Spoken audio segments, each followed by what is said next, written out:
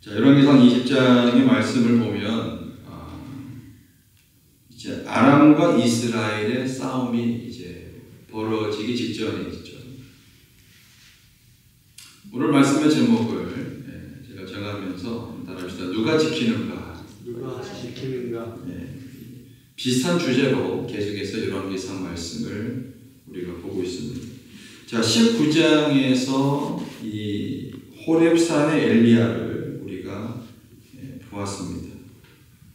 그리고 하나님께서 엘리야 후에 하나님의 사람들을 준비시켜서 하나님의 역사, 직선주의적 이 역사와는 계속해서 발전하고 나아가고 있다. 이렇게 우리가 볼 수 있는 거죠. 그런 와중에 이제 이 아람이라고 하는 이스라엘의 옆나라가 이스라엘과의 이제 싸움을 이제 성취하는 준비하는 과정에 있습니다. 자, 아람 군대를 이끄는 왕이 누굽니까? 베나다.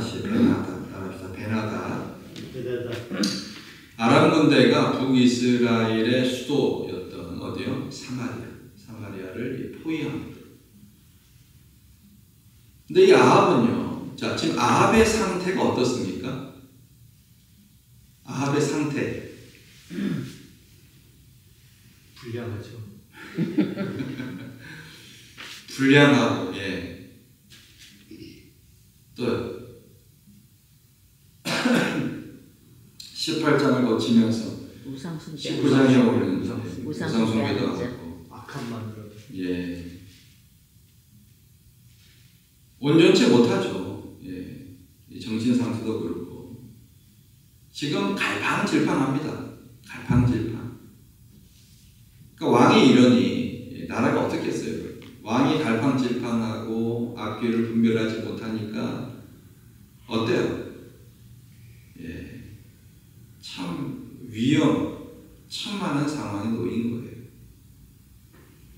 자, 1절부터 3절을 보시면 아람 왕 베나닷이 그 군대를 다 모으니 왕 몇 명? 32. 주변 나라들 뭐 다 깡그리 모아서 이스라엘 치러 가자 했단 말이에요. 32. 이거 지금 숫자적으로도 어때요? 지금 많이 안 되는 거죠. 말과 병거들이 있더라. 사마리아를 에워싸고 치며. 자, 샀으니까 2절에 사자들을 그죠? 성중 이스라엘 왕 아합에게 보내어 이르기를 베나닷은 이르노니 고대 전쟁 있잖아요. 이렇게 성을 포위하고 난 다음에 뭐예요? 전령을 보내가지고 너 항복해. 그죠? 이렇게 협상하잖아요. 항복을 종용하고. 3절에 자, 아합 너의 은금은 내 것, 나 베나닷의 것이요. 너 처들, 너 자녀들의 아름다운 자도 내 것이야. 무슨 말이에요?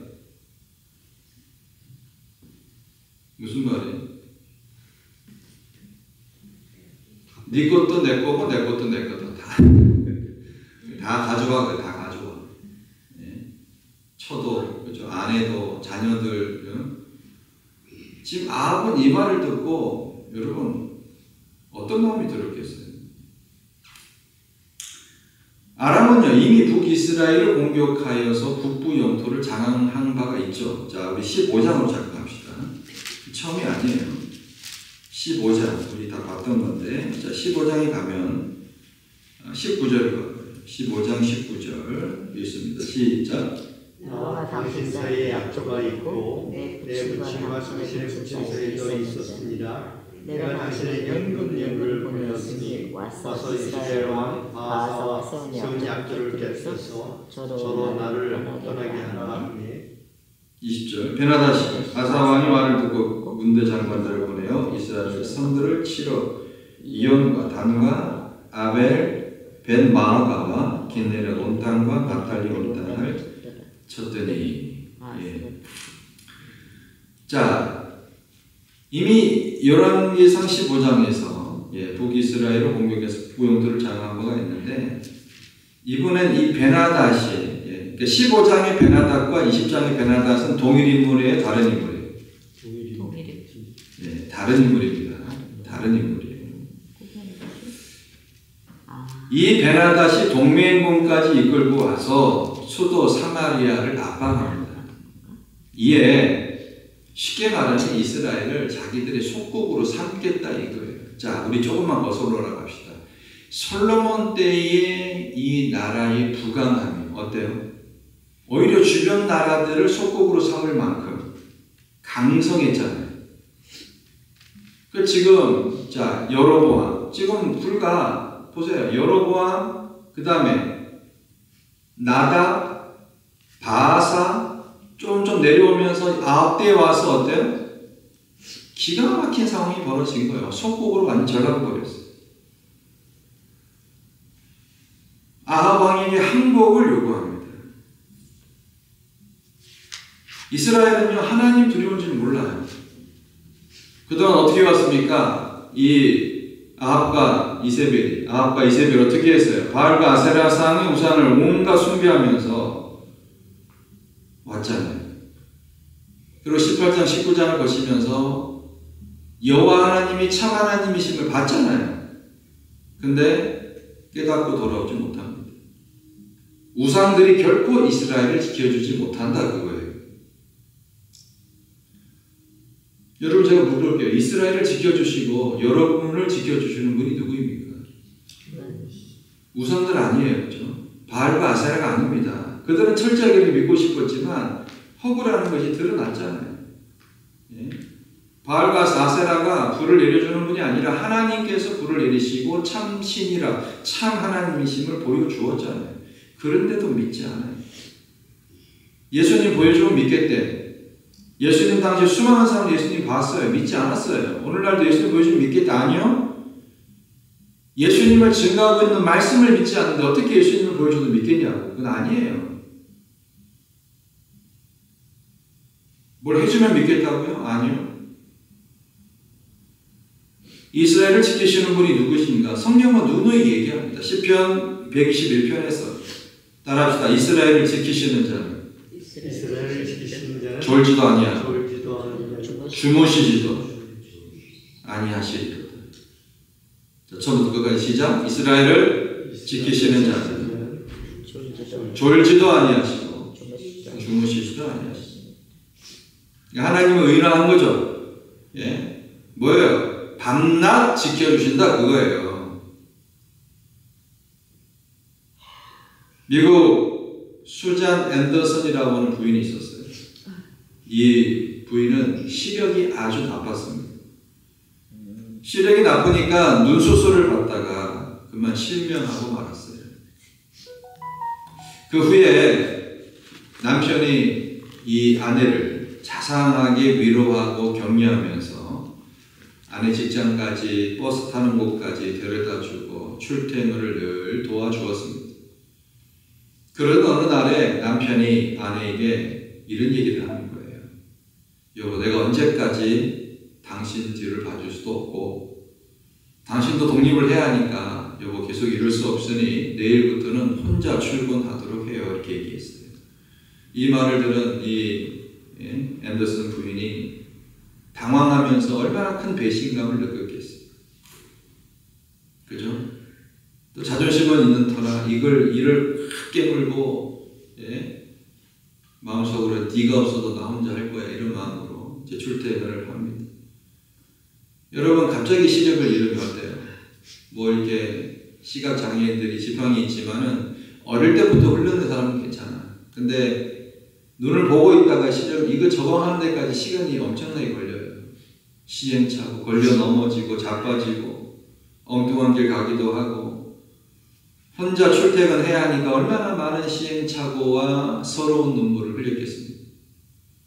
근데 점차 좋아지는 거죠. 점차 그런 아픔들을 겪어가면서 한 보름쯤 지났을까요? 어느 날 버스 운전기사가 얘기합니다. 부인은 참 좋겠어요. 참 좋은 남편을 두신 것 같아요. 무슨 말이세요? 물었어요. 남편분이 부인 뒤를 항상 따라다니고 부인 뒷자리에 앉아서 부인이 가고 오고 하는 것을 항상 지켜보고 도와주었잖아요. 그 부인은 몰랐던 거예요. 남편은 뭐예요? 이 부인이 어떻게 될까? 그렇죠? 독립성을 키워주고는 싶고, 그렇죠? 또 이 부인이 어떻게 위험에 빠지지 않을까? 늘 부인 출퇴근을 함께하고 뒤에서 봐주고 있었던 거예요. 시편 121편에 내가 산을 향하여 눈을 들리라. 나의 도움이 어디서 올까? 어디서 옵니까? 나의 도움은 천지를 지으신 누구에게로다? 여호와에게서로다. 이 시편 121편을 설명하는 여러 가지가 있지만, 자, 순례자들이 예루살렘을 향해 갈 때에 이 해발 600m가 됩니다. 높아요. 고지예요. 그러니까는 내가 산을 향하여 눈을 들리라. 나의 도움이 어디서 올까? 힘든 거예요. 힘든 거. 우리 인생의 답답함에 누가 나를 도와주는 거예요. 물론 가족도 도와주고, 그렇죠? 부모, 형제, 자녀 다 있죠. 인생의 답답함에 혼자 이 외로움을 짊어지고 가야 할 때가 있습니다. 우리가 몸이 아프면 누구도 대신 아파해주지 않아요. 메포민 500 나눠 먹을 수는 있어도 그 병을 누군가 대신 그 병을 앓을 수는 없다 그 말이에요. 본인이 앓고 있는 그 병은 본인이 감당을 하고 나가야 합니다. 인생의 답답함이 그것뿐이에요. 내려놓고 싶을 때 누가 나를 도와줄 것입니다. 우리가 예수님을 영접하면은 어때요? 나그네된 인생길에서 하나님께서 내 인생의 보호자가 되심을 믿고 그분을 위하여 우리의 전 생애를 그분께 드리기로 다짐하고 고백하면서 천국의 길을 걸어가자. 우리가 많이 부르는 찬양 중에 어제도 불렀어요. 그죠? 우리 홍진영 집사님 18번 찬양인데 나의 등 뒤에서 나를 도우시는 주 나의 인생 길에서 지치고 고나요 매일처럼 주저앉고 싶을 때 나를 밀어주시네. 일어나 걸어라 내가 새 힘을 주리니 일어나 너 걸어라 내 너를 도우리. 아멘. 누가 나를 도와준다고요? 하나님이 도와준다고요. 나의 등 뒤에서 나를 도와주시는 그분은 하나님. 인생의 외로운 길에서 누가 진정으로 나를 도와주실 분인가? 하나님이에요. 근데 이 아합은 이것을 깨닫지 못합니다. 바알과 아세라라고 여전히 생각하는 그 악한 마음을, 불신앙적 마음을 버리지 못하고 있는 거예요. 어떤 목사님이 비행기를 탔어요. 비행기를 탔는데 우리가 비행기를 타다 보면 난기류를 만날 때죠. 난기류. 비행기가 흔들릴 때가 있어요. 다들 그 기류에 우리가 비행기 타다가 뚝뚝 떨어져도 약간 그죠? 이렇게 심장이 쿵쿵할 때가 있잖아요. 그게 좀 지속이 됐던 것 같아요. 근데 그 앞자리에 뭔 키득키득 웃고 있는 거예요. 어떤 사람이. 이 사람 모르는 거예요. 상황을. 이거 귀에 꽂고 한참 코미디 영화 보느라고 지금 이게 난기류인지 뭔지 뭐예요. 상황을 인식을 못하는 거예요.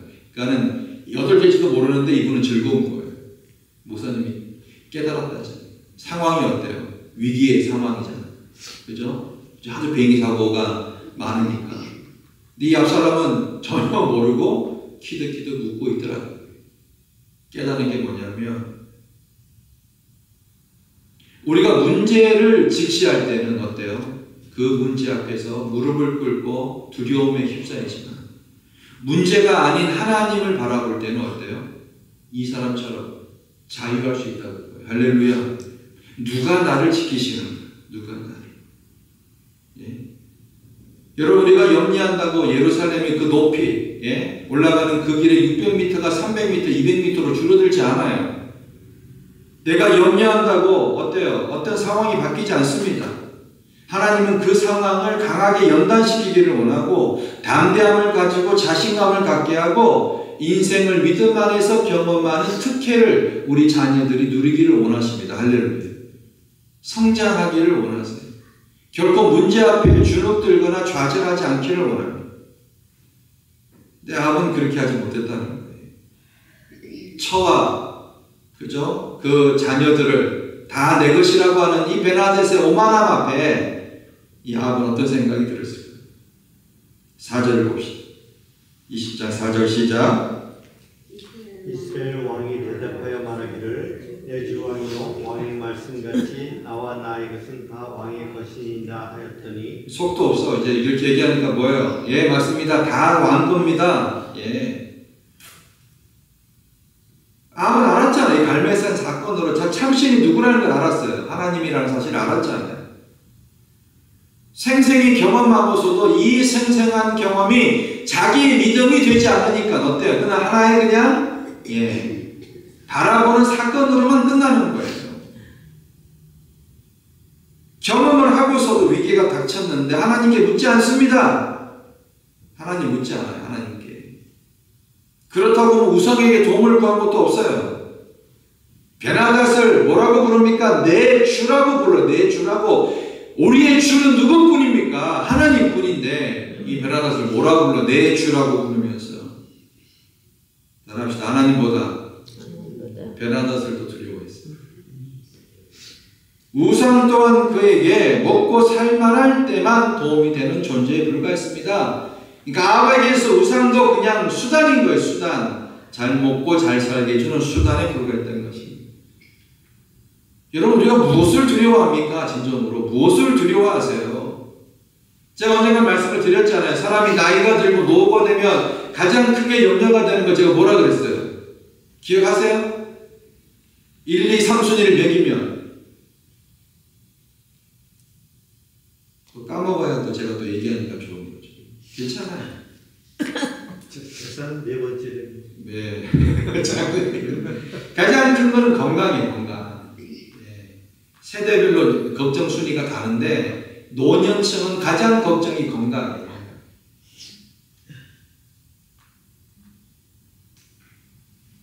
한국에요. 암 환자가 몇 명인지 아세요? 원사님, 암 환자 몇 명이에요? 어떻게 알아요? 예? 세계 기도 간호재단, 예? 총무 아닙니까? 대략, 정확하게 대략 한 500만 명 이상 됩니다. 굉장히 많은 숫자예요. 당뇨 환자 몇 명인지 아세요? 자, 손들어 당뇨 환자. 왜 안 들어요, 왜? 당뇨 환자는 1000만 명 되겠다. 당뇨 환자는 한 700만 명 이상, 굉장히 많은 숫자예요. 고혈압이 1천만 명 이상, 고혈압. 예. 장난 아니에요, 여러분.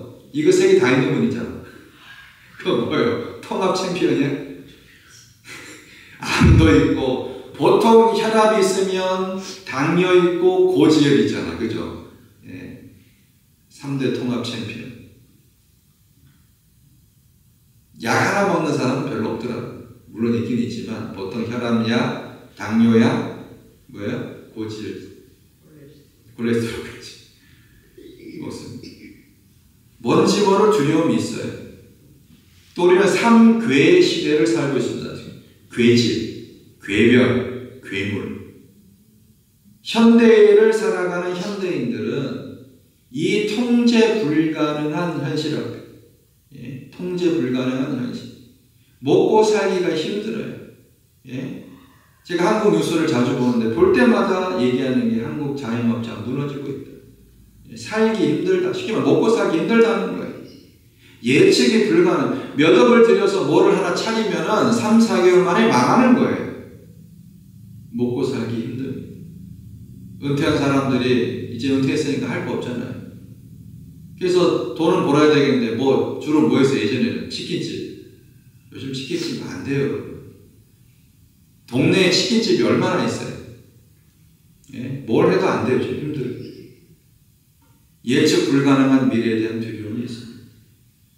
자, 주님은 지금 우리에게 물어요. 뭘 물을까요? 이렇게 묻습니다.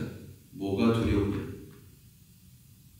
여러분, 입으로 얘기하지 마시고 주님이 여러분들에게 물을 때에 마음속으로 대답해 보세요.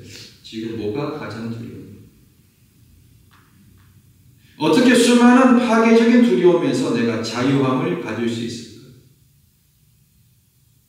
누가복음 4장에 보면 폭풍이 몰아치는 그 갈릴리 바다에 배를 타고 건너가는 예수님 모습을 제자들과 함께 모습을 볼 수 있습니다. 두렵죠?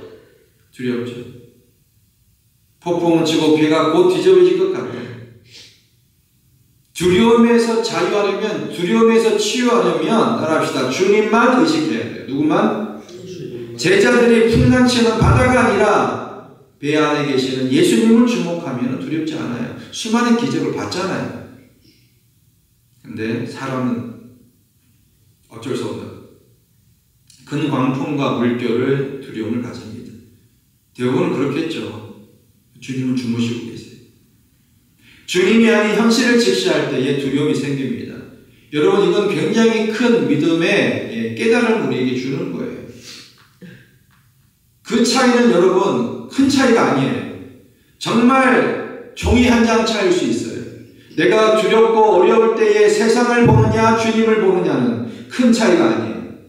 바닷물과 주님 사이는 큰 차이가 아니었어요. 믿음으로 바라보느냐 바라보지 못합니다. 비로소 두려움에 떨면서 주님을 깨웁니다. 여러분, 무엇을 의식합니까? 무엇을 주목합니까? 사람 의식하지 마세요. 그 사람을 지으시고 역사하는 것도 하나님이세요. 하나님 아닌 것들에 대해서 담대한 믿음을 가지고, 우리가 지금 코로나 시기도 겪어왔잖아요. 넘어왔어요. 많은 분들이 돌아가시기도 했지만 우리는 다 지나왔어요. 질병, 기후, 사고, 관계, 경제, 미래 등등. 현실을 지나치게 의식하면 병이 납니다. 무시하라 그 얘기 아니에요.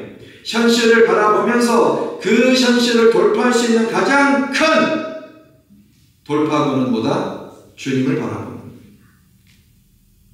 현실 너머에 주님이 나를 주목하고 있음을 믿음의 눈으로 바라보시기를 주의 이름으로 축원합니다. 사람의 말, 행동 의식하지 마세요. 매이지 마세요.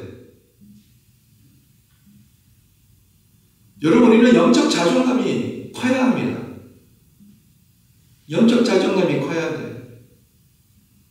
제가 몇 번을 계속해서 전에도 말씀을 드렸고, 이 거룩한 영적 자존심을 세상이 주는 달콤한 빵 한 조각 때문에, 세상이 주는 달콤한 것 때문에 바꾸지 말라고 말해요. 영적 자존감으로 우리는 살아가야 합니다. 1살 된 소아마비 아들이 있었어요. 태어날 때부터. 이 엄마가 이 아들을 껴안고 웁니다. 엄마 마음은 녹아지죠. 의사가 얘기합니다. 이 아이는 평생 걷지 못하고 혼자 힘으로 설 수 없을 것입니다. 청천벽력과 같은 소리. 이 아이가 있게 된 이유는 두 가지가 있는데, 하나는 소아마비 백신 주사를 2번 맞은 게 하나 원인이 있고, 또 하나는 주사 약물이 오염되어 있어요. 아이가 무슨 죄가 있어요? 이 아이를 바라보는 이 엄마의 마음이 얼마나 아팠겠습니까? 여러분, 그래서 우리가 장애우를 둔 그 가정의 부모들의 마음, 소원이 뭔지 아세요? 얘가 나보다 하루 일찍 죽는 거예요. 왜? 내가 없으면 누가 얘를 돌봐줘요? 가슴에 한이 맺혀 사는 거예요. 주변에 그런 이웃들이 있다면 기도하고 우리가 도와줘야 돼요. 이 엄마도 그런 속에서 이 아이가 성장을 합니다. 주변의 할머니나 자라면서 사람들이 쟤는 고양이만 도 못해, 고양이는 쥐라도 잡지, 얘는 할 수 있는 게 비수에 걸리는 말만 하는 거예요. 그런 인간들이 있잖아, 주변에. 격려해주고 할 수 있다고 해줘야 되는데 꼭 그런 말하는 인간들이 있거든. 구박을 받고 자랐습니다. 근데요, 하나님 은혜로 잘 자랐어요. 지금은요 스타 강사가 되었습니다. 아동 문학가예요. 혹시 요즘 되면 누군지 아시겠어요? 저서가 300권이 넘고요. 1년에 300회 이상 강연을 하러 다닙니다. 결혼도 하고 3명의 자녀도 두었어요. 강연 때마다 휠체어를 타고 행복의 내적 조건과 역동적 가능성을 이야기한 이 영웅의 이야기를 듣는 사람들마다, 삶이 우울하거나 힘든 사람들마다 삶을 재정비하는 시간을 갖게 됩니다. 이 사람은 베스트셀러 작가인 고정욱 씨, 고정욱. 이분이 젊은 시절 때에 주님을 만납니다. 이 소아마비 장인은 가시 돋친 십자가라고 생각을 했어요. 가시 돋친 십자가. 어느 날 이분이 꿈을 꾸는데 꿈속에서 주님이 말씀하십니다. 네가 생각하는 그 가시 돋친 십자가라고 생각하는 그 십자가를 다시 보아라. 다시 쳐다봤는데 놀랍게도 황금 십자가로 보였어요. 주님 말씀하십니다. 절망했던 것들을 글로 써라. 그리고 그것은 황금 십자가가 될 것이다.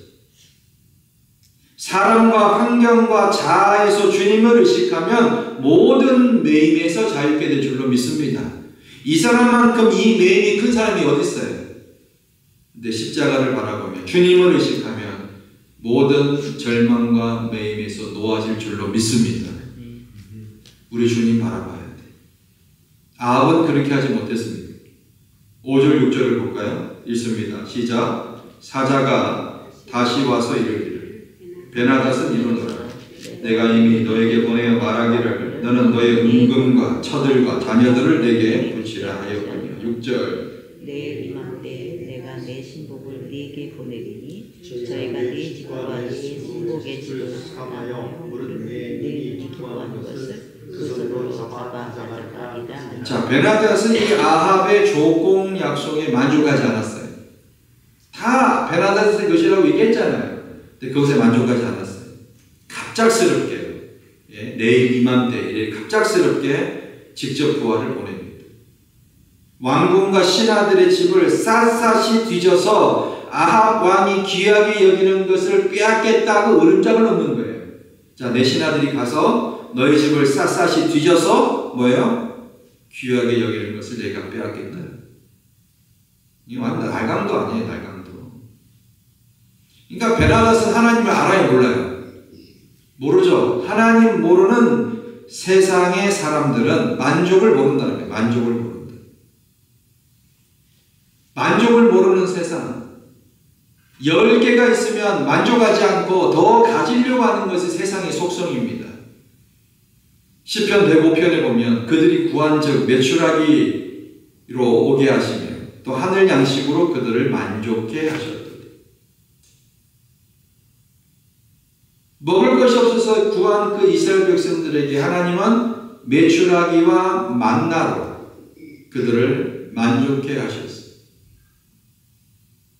자, 우리가 지금 수세식 화장실을 쓰잖아요. 그죠? 시골에서 자라신 분들은 그 옛날에는 푸세식. 그죠? 기억나요? 예. 진월씨는 기억나죠? 시골에 옛날에 수세식이 다 푸세식이지.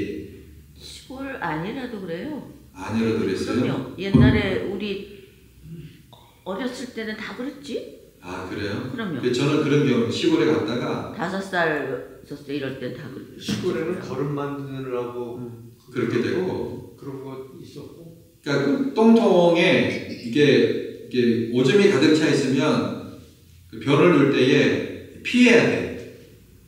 왜냐면 떨어지면 그게 올라오기 때문에 그 조준 이제 시간 타임을 잘 맞춰야 돼. 그런 게 예. 많았어요.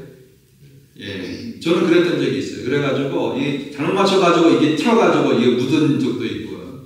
예. 그 변소자가 포가잖아요. 예, 퍼가고. 옛날엔 다 그렇게. 옛날에 걸음을 주고 그랬잖아요. 걸음 이렇게. 자, 우리가 사람들이 경험들이 그런 직업이 있었잖아. 예, 지금 미국은 그런 데는 없잖아. 저 멕시코는 있어요. 가보니까 아직도 있는데. 자, 수세식 화장실요. 100년 전만 해도 유럽 일부 왕후 장상, 150년 전만 해도 일부 유럽의 왕후 장상이 아니면 사용을 못했다고. 우리 진짜 이해가 안 가는 부분이에요. 그죠?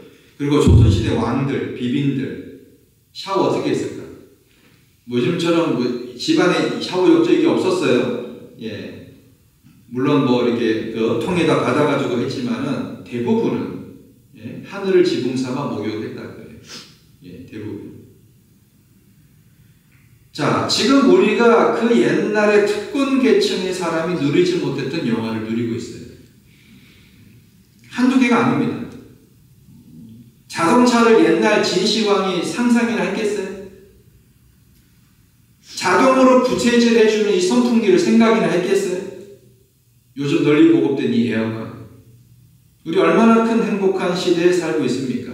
물론 그때 사람들은 이것을 인식하지 못해서 그 당시의 방법으로 살아갔겠지만 요즘을 살다가 옛날로 돌아간다고 하면 여러분 돌아가시겠어요? 못 돌아가요. 불편해서 못합니다. 그러니까 이게 얼마나 우리가 현대를 살아가면서 많은 혜택을 누리고 있냐 그거예요. 성경은 얘기합니다. 은을 사랑하는 자는 은으로 만족함이 없고 풍부를 사랑하는 자는 소득으로 만족함이 없다. 은 자체가 얼마나 귀해요. 근데 이것으로 만족 못하고 풍부한데 소득이 있는데 만족함이 없다라고 얘기합니다.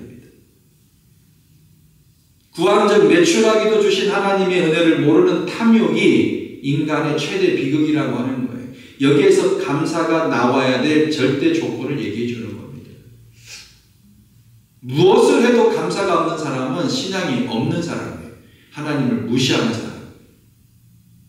단순히 감사가 없는 사람이 아니라 이런 질병을 치유하는 길은 절대 만족의 주체가 되시는 예수님을 마음에 영접하고 감사하고 기뻐하며 기도하는 거예요. 할렐루야. 평상시에 내 입술의 단어가 감사가 없다면 우리는 이미 병들어가고 있는 거예요. 따라합시다. 하나님 감사합니다. 크게 하자. 하나님 감사합니다. 하나님 감사합니다. 할렐루야. 이 고백이 터져나와요. 그죠? 우리가 평범하게 지금 드리는 이 예배, 그리고 오늘 정말 건강하게 눈을 뜬 이 하루가 누군가에게는 그렇게 바라던 그 하루였다는 사실을 아십니까? 감사하죠. 아침에 눈 뜰 때 감사하고, 내 손을 들어서, 그죠? 밥을 먹을 수 있음에 감사하고, 내 발로 걸어가서 교회에 올 수 있는 거 감사하고, 예. 밤에 잘 때 어때요? 또 평안한 잠을 주셔서 잠자게 하시니 감사가 넘쳐나야 될 줄로 믿습니다. 감사만이 나와야 돼. 감사. 툭 쳐도 감사. 약자를 향한 긍휼 없이 강자들은 그들끼리만 서로 인정하면서 약자들의 희생 위에서 공존하려 할 뿐입니다. 이것이 하나님의 법과 세상 법의 가장 큰 차이. 하나님은 누구를 위하여 빼앗고 그것을 죽이라고 하지 않습니다. 희생하라고 얘기해요. 낮아지라고 얘기합니다. 섬기라고 얘기합니다. 7절부터 10절을 보시면 7절 읽습니다. 시작. 이에 이스라엘 왕이 나라의 장로를 다 불러 이르되 너는 이 사람이 전에 하려고 구하는 줄을 자세히 알라. 저가 나의 처들과 자녀들과 은금을 취하려고 사람을 내게 보냈으나 내가 거절치 못하였다. 자, 아합은 그렇게 왔는데 내가 거절치 못했다. 8절에 장로 백성들이 다 왕께 구하는데 뭐라 그래요? 왕은 듣지도 말고 그 얘기 듣지 말고 허락하지 말라. 9절에 보니까 베나닷의 사자에게 이르되 어때요? 그렇게 얘기하니까는 그 사자가 어때요? 야, 난 돌아가서 너네가 했던 얘기 그대로 전하겠어 얘기합니다. 그죠? 10절에 다시 저에게 보내어 이르되 시마에 부스러지는 것이 나를 쫓는 백성이 무리의 손에 처리를 쫓을 것 같으면 신들이 내게 벌 위에 벌을 내리니 싹쓸이 하겠다 그거예요. 잔해 더미로 만들어 버리겠다 그거예요. 자, 아합은 이 왕으로서의 권위가 있어요 없어요? 없어요. 지혜도 없고 줏대도 없어요. 주로 불렀던 이 베나닷의 지나친 요구를 신하들이 반대하자. 아합은 그 뜻을 따라 베나다스에게 거부 의사를 밝힙니다. 그리고 전달합니다. 자, 베나다스는 이 얘기를 듣고 어떻게 합니까? 사마리아 부숴버리겠다고 얘기합니다. 자넷더미를 누구도 죽지 못하도록 아예 사라지겠다고 만들어버리겠다고 위협합니다. 선지자들을 죽이고 엘리야를 쫓아내고 바알과 아세라를 숭배하더니 이 아합은 만군의 여호와 하나님과 언약한 이스라엘이 이렇게까지 이방 나라들의 조롱거리가 되어버렸어요. 예수 똑바로 믿지 못하면 조롱거리 됩니다, 여러분. 우리는 신앙인의 정체성을 잃으면 안 돼요. 아합을 보면서. 대충 살아가서는 안 된다는 거죠. 욥을 보시면 정체성을 잃지 않았습니다. 어려움을 극복했어요. 흔들리지 않고 믿음을 지키며 작은 흔들림이 있었지만 어쨌든 믿음을 지키며 살아갔어요. 예수님 보시면 인간의 모습으로 오셨죠. 죄인들과 함께 하셨죠. 사랑과 긍휼을 베푸셨죠. 동시에 하나님과 함께 계셨어요. 하늘의 아들로서 신앙의 정체성을 잃지 않고 십자가 대속의 사역을 감당하셨습니다. 성경 속의 수많은 선지자들, 믿음의 사람들의 특징을 보세요. 어려운 상황 속에서도 하나님을 향한 믿음은 변하지 않습니다. 말씀 굳건히 잡고 걸어갔어요. 저와 여러분도 이 역사를 이어가야 될 줄로 믿습니다. 여러분 역대상 1장에 보시면 아시죠? 역대상 1장에 족보가 나와요. 족보. 자, 누구부터 나와요? 역대상 1장 1절에 누구부터 나와요? 빨리 찾아보세요. 누구부터 나오는지 보세요.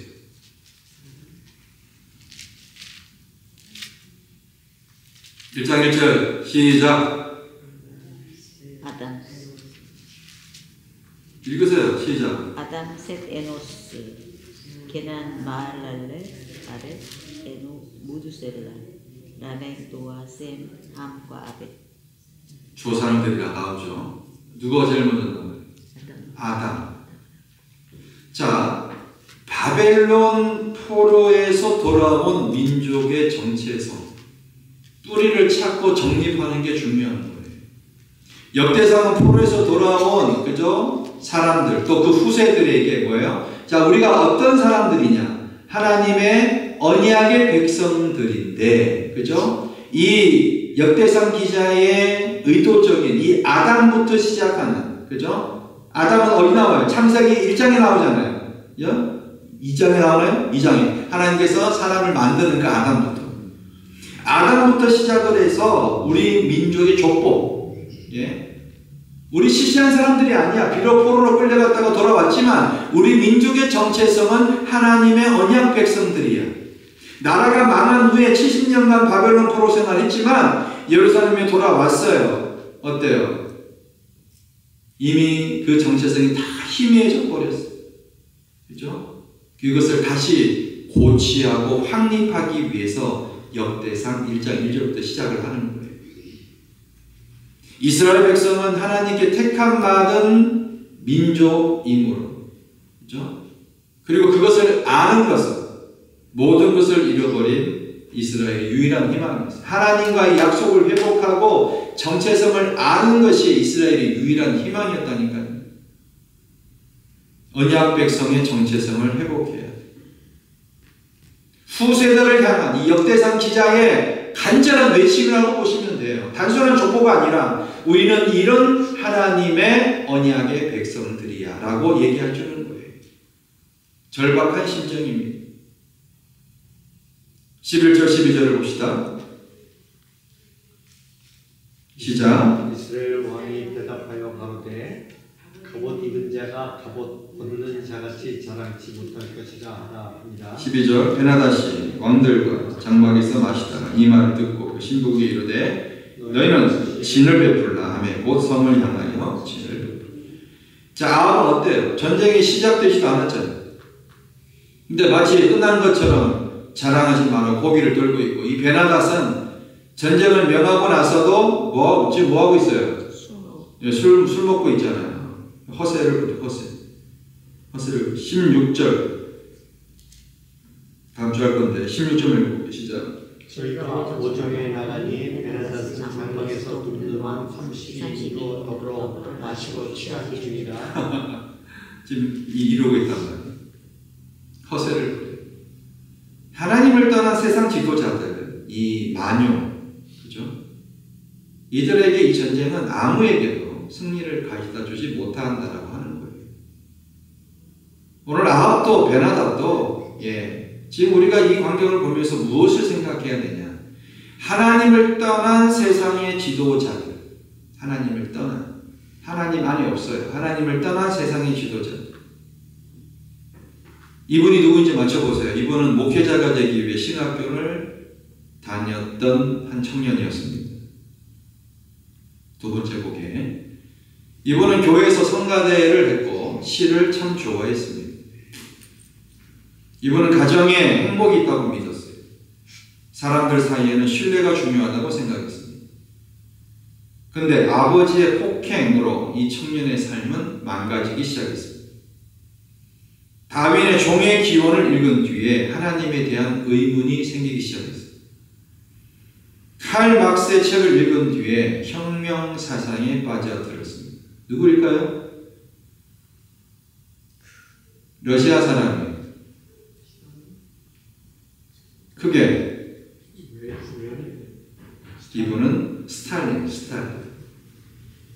또 아내의 이런 죽음이, 빠른 죽음이 이 청년을 광기에 사로잡히게 만들었습니다. 이 사람 이때부터 자신의 목적인 혁명을 발생하기 위해 수단 방법 가리지 않고 빈번하게 은행 강도짓을 하게 돼요. 그리고 함께 은행을 털었던 그 동료들을 죽이고 증거를 없애버렸어요. 이 사람이 스탈린이에요. 레닌의 뒤를 이어서 러시아의 철권 통치를 집행했던 사람입니다. 역사학자들은요, 이 스탈린의 정치가 히틀러보다 더 무자비했다, 더 폭력적이었다라고 평가합니다. 비정한 독재자라는 얘기예요. 여러분, 우리가 집단학살을 뭐라 그럽니까? 전문용어로. 집단학살. 제노사이드라고 그러죠. 제노사이드. 그죠? 집단학살을 제노사이드라고 그러는데 제가 한번 찾아봤어요. 20세기 들어와서 1차 세계대전 이후에 집단 학살이 벌어진 것이 대표적으로 많이 한 10군데 정도 봤는데 그 중에 김일성도 있어요. 한 160만 정도 죽였더라고요. 평균적으로. 나쁜 놈이죠, 아주. 그죠? 근데 여러분, 자, 히틀러 몇 명쯤 죽였어요? 유대인만 600만이요. 1000만을 죽였으려나? 1700만. 지금 서울시 인구가 몇 명이에요? 2000만. 거의 서울 한 개는 이제 날아가는 거예요. 다음에 이게 3등이 히틀러가. 그 다음에 2등이 스탈린. 몇 명? 그럼 더 높겠지. 자, 맞춰봅시다. 2000만 넘어요. 2000? 잘 찍지도 못해. 몇만? 2000? 홍진남 지사님 몇 명? 조금 밑에. 조금 밑에. 네. 2300만 명. 그죠? 근데 이 사람 2위예요. 1위가 누구일까요? 중국 사람. 우택동? 마오쩌둥이라고 불리는 이분요, 이거 다 합쳐도 안 돼요. 4,900만 명에서 7,800만 명. 대한민국 하나가 없어지는 거야.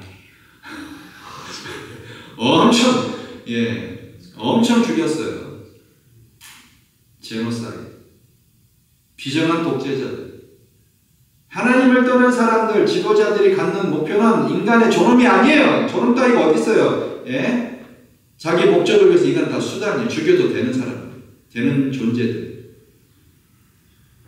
하나님 없는 사람들의 특징이 이렇다라고 하는 거예요. 누가 지키는가? 누가? 누가 이스라엘을 지키고 누가 유다를 지키고 누가 여러분과 저를 지키시는가? 누굽니까? 하나님. 소망 없는 세상 여러분 바라보지 않고 두려움과 무서움 앞에서 하나님과 예수 그리스도 성령님을 주목하는 직시하는 저와 여러분 되기를 주 이름으로 축원드립니다. 거룩하신 주님 감사합니다. 하나님을 경홀히 여기는 이 어리석음을 버리고 하나님을 경외함을 회복하게 하옵소서. 예수님 이름으로 기도합니다. 아멘.